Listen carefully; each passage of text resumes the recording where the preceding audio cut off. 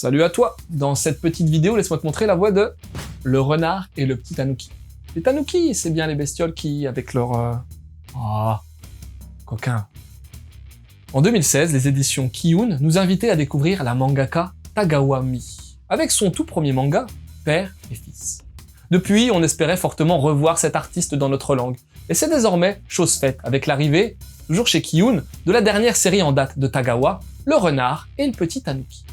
De son nom original, Kori-senman, cette œuvre suit son cours au Japon depuis 2018 dans le magazine Comic Avarus des éditions Mag Garden, le magazine de Kennen, Alice au royaume de cœur. Et elle compte actuellement 3 volumes.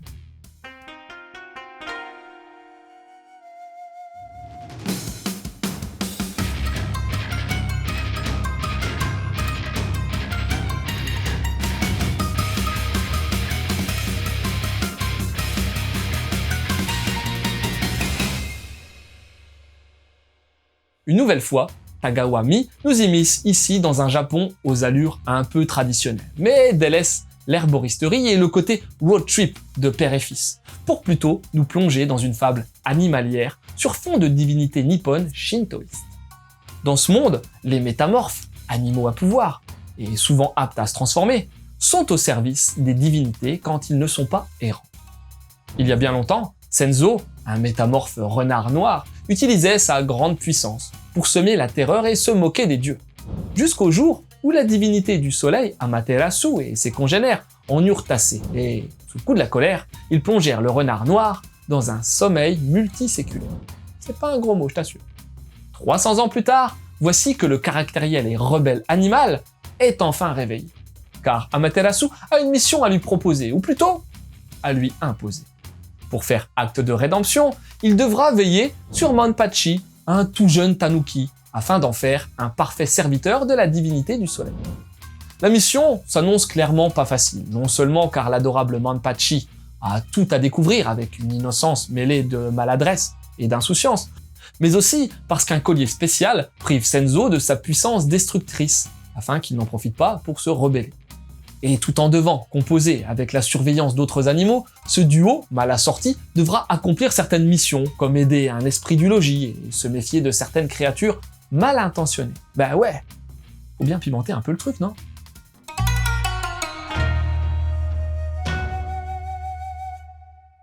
À l'instar de père et fils, Tagawa nous refait le coup du duo pas très bien assorti, mais y apporte évidemment suffisamment de différence, de par le fait qu'ici, on a des animaux, bien sûr, mais également à travers leur absence de lien familial, et surtout, par rapport à des caractères bien différents.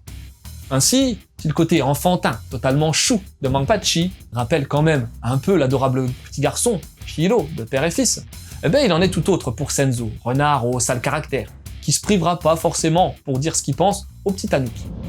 L'apprivoisement mutuel sera sans doute l'une des clés de voûte de ce récit, tant les deux héros animaliers devraient avoir à apprendre l'un de l'autre. Mankichi, pour peut-être devenir un parfait serviteur de la divinité du soleil, et Senzo pour s'ouvrir plus. La découverte de l'autre se ressent déjà par bribes, tant on cerne vite en Mankichi, un petit animal candide et joyeux, alors que sa famille l'a rejeté à cause de sa différence.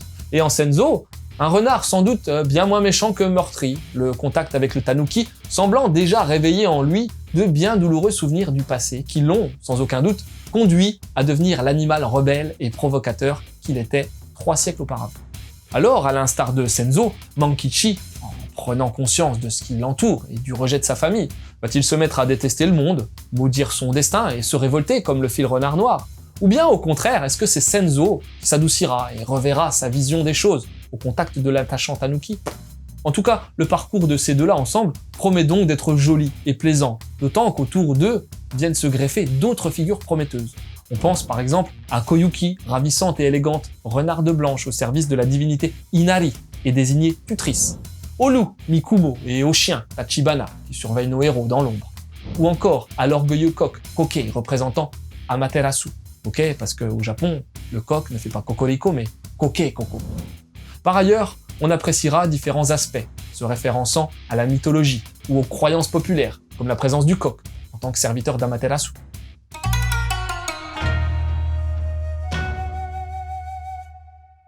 Et puis niveau graphique, on retrouve le dessin léché de Tagawa, avec plaisir, qui accompagne très bien le récit. L'autrice a imaginé des designs très animaliers et plutôt réalistes sur ce plan, à ceci près qu'elle leur a conféré une expressivité plus humaine, donnant lieu à des bouilles craquantes à souhait, pour Mankichi par exemple, ou à des frimousses plus amusants. Ichibana, il est vraiment super avec sa bonne tronche de gros toutou et sa langue qui dépasse toujours. L'ensemble dégage beaucoup de clarté et d'universalité, pouvant plaire à tous les publics. Classée dans la collection Kizuna de Kiyun, la série profite d'une édition de qualité en particulier pour la traduction de Géraldine Houdin. Habituée à ce genre d'œuvre, celle-ci colle bien, dans ses textes, au caractère des différents personnages et propose un travail animé, emballant et adapté à toutes les tranches d'âge, d'autant plus que quelques notes de traduction concises sont là quand il le faut pour expliquer certains détails.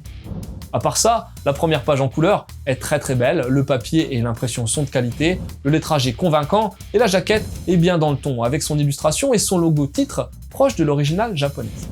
Bref, le renard et le petit tanuki tient ses promesses. Si le fond n'est pas nouveau, Tagawa Mi a une manière bien à elle de l'aborder pour offrir un récit craquant et attachant, porté par son univers animalier aux connotations divines et mythologiques et par des visuels impeccables dans leur genre.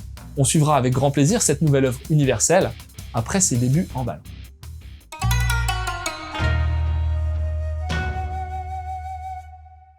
Et pour aller avec, n'hésite pas à lire Père et Fils de Tagawa Mi. On a fait un mangado à ce sujet alors. Vas-y, fonce. Ensuite, j'ai appris plein de choses sur la mythologie shintoïste en 2006-2007 avec le chef-d'œuvre vidéoludique du studio Clover, Okami. Un jeu initialement sorti sur PS2 qui te fera prendre possession d'Amaterasu, déesse du soleil réincarnée en loup blanc. Un incontournable. Et puis, si tu veux en savoir plus sur les tanuki, t'as bien entendu le film Pompoko de feu Takahata Isao. Ça parle de déforestation et de comment les tanuki vont lutter contre cette menace galopante. Voilà, c'était Lou, j'espère que cette petite chronique t'aura donné envie de lire Le renard et le petit tanuki. Je te laisse et continue de suivre la voie du manga.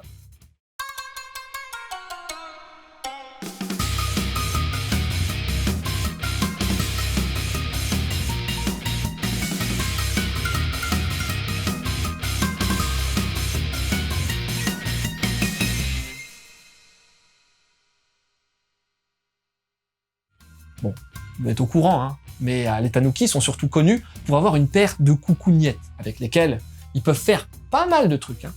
Je te rassure, rien de sexuel. Quoique.